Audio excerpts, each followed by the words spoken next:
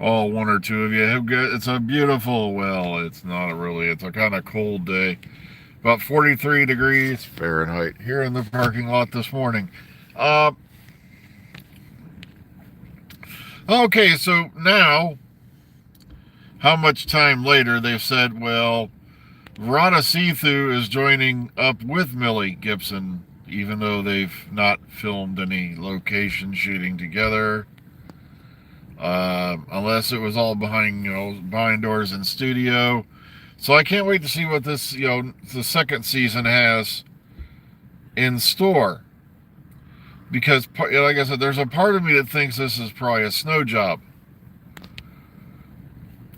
Because, and of course there's people demanding apologies left and right. And I'm like, me, I was one of the ones who was sitting there going, it can happen, folks. What was the big deal because of a companion, doing one series and leaving? And that's why I really didn't go too hardcore into was, Millie fired, because I didn't have anything to substantiate that. And sure enough, it comes back later like egg on a lot of these guys' faces. I had heard many, many nasty things from many, many, different people. But like I said, I don't know. There's part of me thinking this is a snow job, because why did they wait so long to confirm something if that wasn't the case? They look at all the things that have been in the press over the last few weeks since Verrata was first seen on set. I keep wanting to say Vashta Nerada, and it's like, no, she's not Vashta Nerada. It's her name, Verrata. Okay,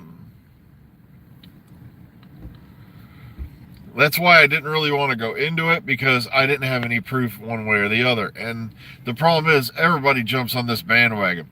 What's really sad, though, is under the announcement,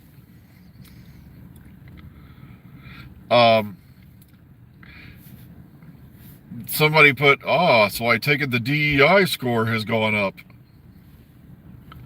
So basically now, on TV shows, and we shouldn't be too surprised because it's been going on for a little while now, anybody who shows up who isn't white is a diversity hire.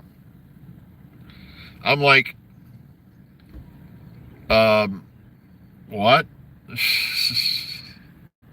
It's like, guys, if you want to go back to all white stuff and all that, go build your own time machine. And go back to a time where ignorance like that is tolerated. Because it's getting silly. I wonder if people realize just how, stupid, racist, and ignorant that such a statement makes them sound or look like. And that will come back to haunt you later.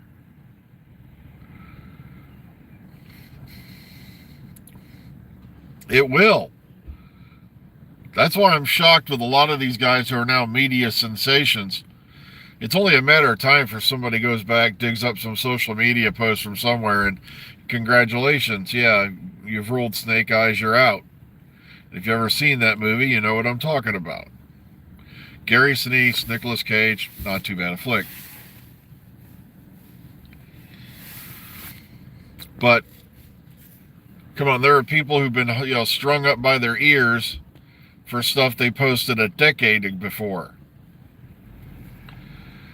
And, it seems to me kind of weird that, there are people who have nothing better to do with their time than read social media posts going back over a decade. I know. Talk about obsession, damn. But the part that disturbed me more than anything, and yes, the picture is up on the community section of the Dr. Freedom page. It's up on the Dr. Freedom Facebook page. And yes, I believe this was corrected, because when I booted up my system this morning and kicked on my browser, I had left my X page right on that particular post. And sure enough, it said this page does not exist. But fortunately, yes, I screen capped it. Never before has the Doctor had two companions at once. Which just goes to show you what level of research, what level of study, what level of, anything that was put into that post. It reminded me of something I saw on Contingency Awful a few years ago, when he puts up that, something about the Cybermen ever since their first appearance in the Tomb of the Cybermen, Patrick Troughton. And everyone was like, yet this cookie cutter news channel is still around, has God knows how many subscribers, God knows how many views, and knows nothing about the shows it talks about. That's why some days I just sit here and wonder, why do I even keep doing this? Because I know, I usually will do some research on a show or anything like that before I report on it. Or at least it's a show I've watched and I have an intimate knowledge of. But, well, yeah, he's, come on, all the way back to the very first Doctor. Come on, you had technically 3 companions then.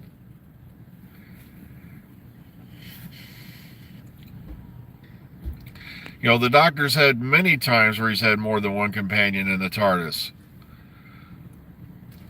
Going back to the damn first Doctor.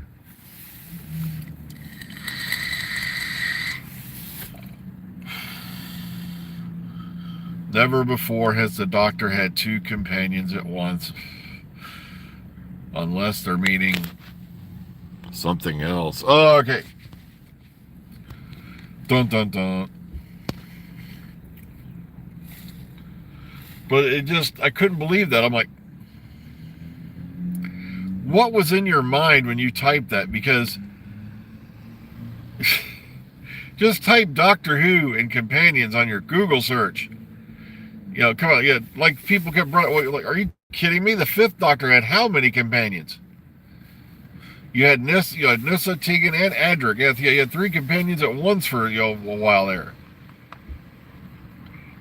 Then you had Tegan, Nyssa, and Turlo.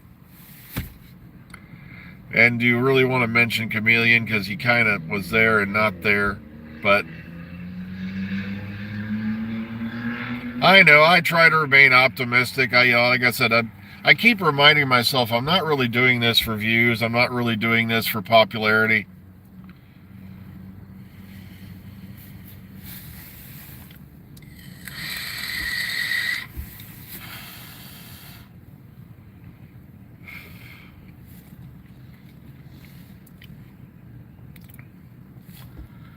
But it just amazed the crap out of me. I'm like,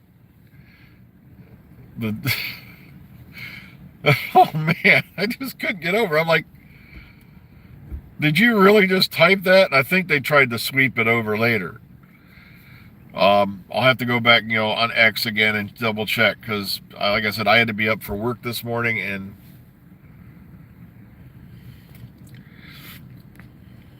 yeah. Plus, you also had, the 10th Doctor with, you had Captain Jack and Rose Tyler. Then you had Rose Tyler and Mickey and Captain Jack. It's like, what the hell?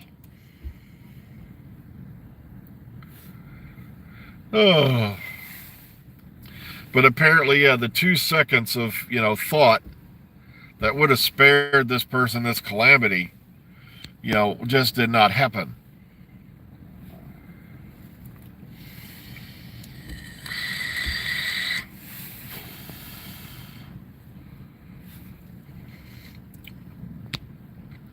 At least it wasn't like when, like I said, back during the 50th anniversary year, you had this channel full of newbies, who, like I said, I don't fault them for being new viewers or anything like that. It's just the fact they're trying to act like they're classic Whovians, and you could tell they had no idea what they were talking about or what they were doing.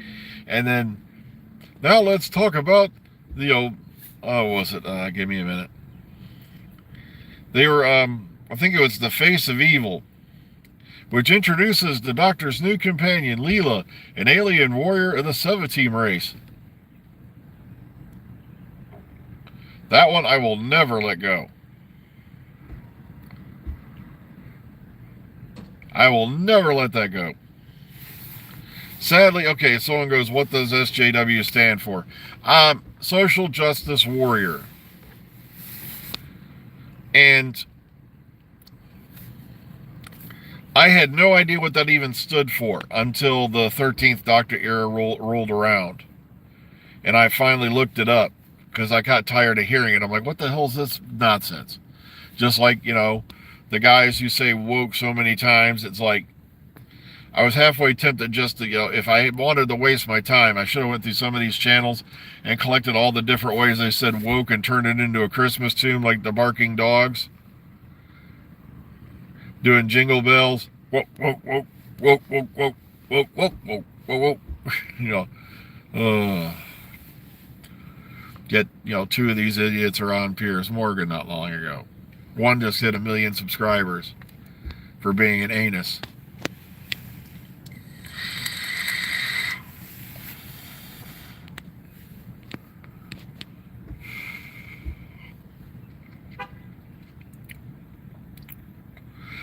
Yeah, because when you look at the definition of it, the doctor pretty much is the ultimate social justice warrior. Or my other favorite one, how come the latest editions of Doctor Who has only evil white men as corporate villains? And I'm like, that right there shows me you've done no research into this show whatsoever. Because off the top of my head, I'm thinking all the way back to the first Doctor era. Now, forgive me because I'm really raking the brain cells here. Planet of Giants was having to do with pesticides and, of course, evil corporate villain. Then right off the top of my head, once again, the Green Death, global chemicals. And then once again, let me see, Colony in Space, the IMC, the Interplanetary Mining Corporation, and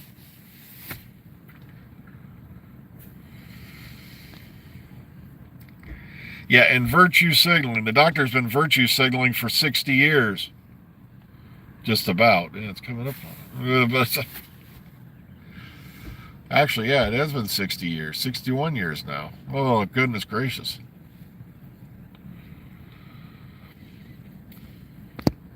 Yet they're claiming this is a new phenomenon.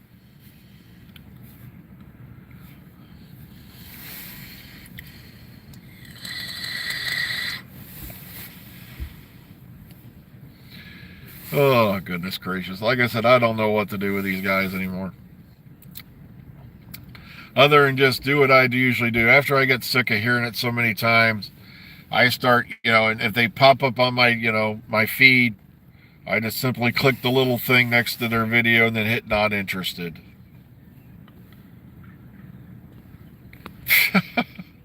All right, so am I saying Classic Who was as woke as New Who? Okay, one of the big things they keep going on about is diversity, equity, and inclusion, diversity hires. Okay, let's time travel back, shall we? To late 1962, early 1963. Sidney Newman, a Canadian, is brought in by the BBC. He creates the show Doctor Who. What's he do? He promotes Verity Lambert, who becomes the first female, full-time female producer at the BBC, who she then goes on, and they go on to hire Waris Hussein, who's not only a foreign actor, I believe he's of Indian descent.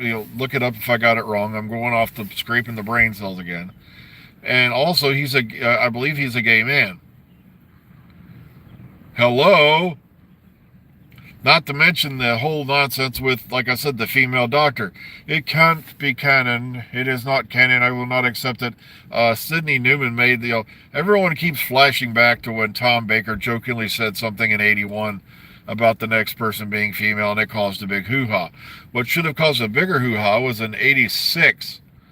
When the show was on the ropes, they called everybody in. They called Verity Lambert. They called Sidney Newman. They called, trying to figure out, okay, what should we do with the show? And Sidney Newman just said, hire a female doctor. So it was there for a long, long time. I know, I shared that around last night, Mark, that, Jo Martin's going to Chicago TARDIS this year. So I'm looking forward to meeting her and having a good time there later this year. Well, I got to get going inside. I'm running a couple minutes over, so please be kind, be calm, be safe. Everybody take care of yourselves out there. Enjoy the rest of your weekends. We will see you all on Monday morning. Until then, Nanu Nanu. Be kind, be calm, be safe, and do your research. If you're not sure on something, do a little reading.